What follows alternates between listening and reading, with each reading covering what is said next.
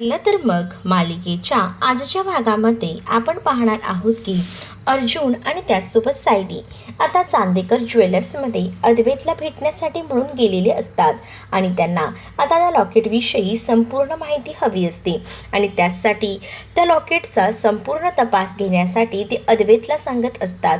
तर अद्वैत आता म्हणत असतो की आता आमची टेक्नॉलॉजी इतकी पुढे गेली आहे की आता प्रत्येक गोष्टीची नोंद आमची ऑनलाईन असते आताच्या नवीन टेक्नॉलॉजीनुसार. पण आता हे जे तुम्ही दाखवताय ना हे खूप जुन्या काळातलं दिसते, म्हणजे 95 सालामध्ये बनलेलं हे आहे. कारण आमच्याकडे ज्या वर्षी बनलं जातं त्या दिवशीचा जो ॲरो असतो तो तिथे दाखवला जातो आणि अगदीच तसंच केलेलं आहे. त्यामुळे काही झालं तरीसुद्धा मला कळत आहे की नक्कीच हे खूप जुनं पॅन्डंट आहे. पण आता त्या पॅन्डंटनुसार ठरत असतं की नेमकं हे काय आहे ते, म्हणजेच कोणाचं आहे हे तर शोधून काढायलाच हवं. जर आमच्या ह्या रजिस्टरमध्ये या सगळ्याची नोंद असेल तर नक्कीच या सगळ्याबद्दल कळेल. तर इकडे प्रियावर मात्र आता रविराज त्यासोबत प्रतिमा खूप जास्त बरसत असतात, कारण त्यांना आता प्रचंड संताप आलेला असतो. कारण पूर्णा आजी आणि कल्पनाने सांगितलेलं असतं की वारंवार प्रिया खोटं बोलत आहे. त्यामुळे आता प्रिया जी आहे ती तिथे जाऊन सुद्धा मेलोड्रामा करत आता म्हणत असते की तुमचा कोणाचाच माझ्यावर विश्वास नाही आहे का? मी जे बोलते ते अगदी खरंच आहे. प्लीज तुम्ही लोक माझ्यावर विश्वास ठेवा, असा अविश्वास दाखवू नका. त्यानंतर आता तुम्ही मला आल्यापासून एकदाही खायलासुद्धा विचारलं नाही आहे, असं ती बोलू लागते. त्यावर प्रत्येकजण आपापल्या कामासाठी निघून जातात. तर इकडे मात्र आता प्रिया आणि नागराज बोलत असतात. तर प्रिया नागराजला म्हणत असते की तुझं काम वेळेवर करतोयस का? म्हणजेच तिला गोळी देण्याचं, प्रतिमाला गोळ्या देत राहायच्या, जेणेकरून तिला कधीही बरं वाटलं नाही पाहिजे. मी तुला कित्येक वेळाला सांगितलंय, पण ते काम मला असं वाटतंय की तुझ्याकडनं पूर्ण होत नाही आहे, असं देखील आता बोललं जातं. त्यावर आता नागराज म्हणत असतो की मी देत होतो गोळ्या, पण सध्याला गोळ्या संपल्या आहेत म्हणूनच राहिल्या आहेत द्यायच्या. त्या गोळ्या जरा तुझ्या मित्राकडनं मागवून घे, असं देखील आता नागराज सांगू लागतो. नागराजने आता असं म्हटल्यानंतर लगेचच फोन लावून प्रिया आपल्या मित्राकडे त्या गोळ्यांची मागणी करत असते. तर प्रियाचा मित्र थोड्या दिवसांनी त्या गोळ्या येतील, पण त्याचे पैसे मला पाठवून द्या असं म्हणतो. त्यावर प्रिया नागराजला म्हणत असते की जोपर्यंत गोळ्या येत नाही ना तोपर्यंत आपल्या डोक्याला टेन्शन आहे. तर इकडे आता त्या पॅन्डंटचा शोध घ्यायचं ठरत असतं. त्याच वेळेला जी कला असते ती खूप जास्त या सगळ्यामध्ये हुशार असते आणि म्हणूनच कला या सगळ्याचा शोध घेत असते. कला म्हणत असते की या लॉकेटवर ज्या पद्धतीने जी काही निशाणी आहे त्यावरनं कळतंय की हे जे अक्षर आहे ते नक्कीच यू नाही आहे, कारण यूचा जो काही डाटा असतो तो एकदम जवळ नसतो आणि त्यामुळेच मला थोडा डाऊट येतोय. आपण जरा व्यवस्थित चेकिंग करूया. आणि त्याच वेळेला हे पॅन्डंट जे काही घेतलेलं असतं त्याची तारीख कळते 8 ऑगस्ट 1995 आणि ते कालिंदी महाडिक नावाच्या एका बाईने घेतलेलं आहे. हे सुद्धा आता कळून चुकलेलं असतं, परंतु आता कालिंदी महाडिक हे काही नवीनच नाव असतं सायली आणि अर्जुनसाठी. त्यामुळे त्यांना या सगळ्याचा काहीच तपास लागत नसतो आणि या लॉकेटवरचं जे काही नाव आहे ते येस आहे आणि हे पॅन्डंट बनवून घेतलं आहे हे सुद्धा आता त्या डायरीमधनं कळून चुकलेलं असतं आणि त्यामुळेच आता खूप मोठा प्रश्न पडलेला असतो की काय करावं. आता हे नक्की काय असेल, कारण याबद्दल पहिल्यांदाच सगळं काही कळलेलं असतं सायली आणि अर्जुनला. हे नाव त्यांच्यासाठी नवीन असतं आणि म्हणूनच आता ते दोघंही जण विचार करतात की या सगळ्याचा तपास घ्यायला हवा. आपल्या केसला एक नवीन वळण मिळालं आहे. ही कालिंदी महाडिक कोण आहे याचा आता ते दोघंही जण विचार करतात आणि आता भरपूर माहिती त्यांना तर मिळालेलीच असते. आता दोघंही जण कोल्हापुरातून निघतात.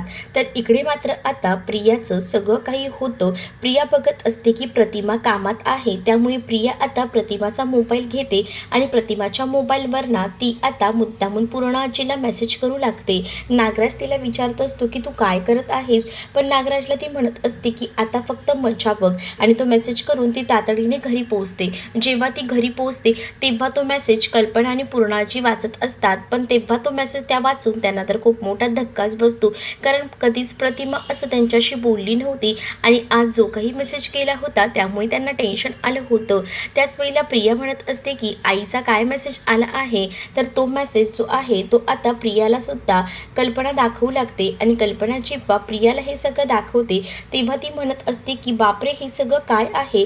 तर आता कल्पना म्हणू लागते की एक काम करूया, आपण जे काही आहे ना ते फोन करून त्यांना विचारूया, जेणेकरून जे सत्य असेल ते आपल्याला समजेल, कारण का आता मला राहवत नाही आहे. कल्पनाला आता कळत नसतं की या सगळ्यातून काय बोलावं, म्हणूनच तिने प्रतिमाला तातडीने कॉल केलेला असतो.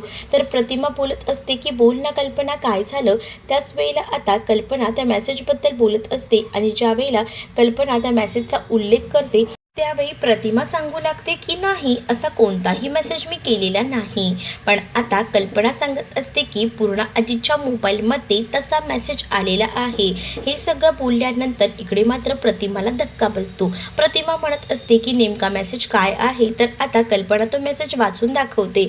त्यावर आता कल्पनाला प्रतिमा सांगत असते की मी कधीच पूर्ण आजीशी या भाषेत बोलू शकत नाही, त्या माझ्या आई समान आहेत आणि इतकं विचित्र उलटसुलट तर मी बोलणारच नाही, असं देखील आता ते सांगू लागते. त्याच वेळेला मात्र तिथे बसलेली जी आता प्रिया असते तिला मात्र या सगळ्याचा आनंद झालेला असतो. प्रिया आता कल्पनाच्या समोरच प्रतिमाला म्हणत असते की आई, हा मेसेज तर तुझ्याच मोबाईलमधनं आलेला आहे, तू जरा चेक कर, नक्कीच तुझा काहीतरी गोंधळ झाला असेल. असं बोलून तिला आता त्या मोबाईलमधले मेसेज चेक करण्यासाठी ती लोक भाग पाडत असतात. तेवढ्यातच रविराज तिथे येतात. रविराज प्रतिमाला विचारतात की काय झालं आहे प्रतिमा, तू इतके टेन्शनमध्ये का दिसत आहेस. प्रतिमा त्या मेसेजबद्दल आता रविराजांना सांगते. रविराज जेव्हा तो मेसेज वाचतात तेव्हा त्यांना सुद्धा कळत नसतं की मेसेज कोणता आहे, कारण मोबाईलमध्ये तो मेसेजच नसतो. म्हणून ते कल्पनाला म्हणत असतात की अगं कल्पना, या मोबाईलमध्ये कोणताच मेसेज नाही आहे. कल्पना म्हणत असते की थांबा, मी तुम्हाला त्या मेसेजचा स्क्रीनशॉट पाठवते. पण इथे मात्र प्रियाचं भलतंच सुरू असतं. प्रिया आता प्रतिमाच्या गोळ्या काही तुम्ही देत नाही आहे का, असं आता मुद्दामून रविराजांना विचारू लागते. नाहीतर आईला चांगल्या डॉक्टरकडे घेऊन जायची गरज आहे, असं देखील ती म्हणू लागते.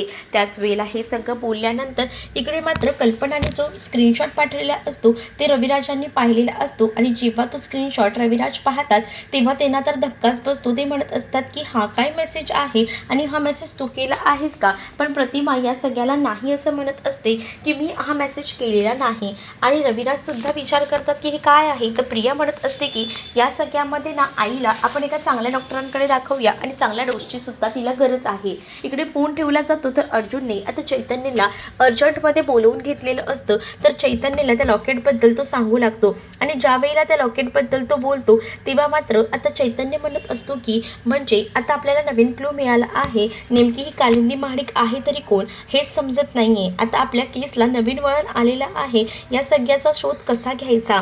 आणि आम्ही तिथे गेलो तेव्हा याबद्दल आम्हाला इतकीच माहिती मिळाली की हे नाव कालिंदी महाडिक या नावाने रजिस्टर आहे आणि त्यांनी हे पॅन्डंट घेतलं आहे. आणि पुढे आम्हाला हे कळले की त्यावर 8 ऑगस्ट 1995 ही तारीख होती. हे म्हटल्यानंतर मात्र आता चैतन्य म्हणत असतो की 8 ऑगस्ट 1995 तर साक्षीची बर्थ डेट आहे.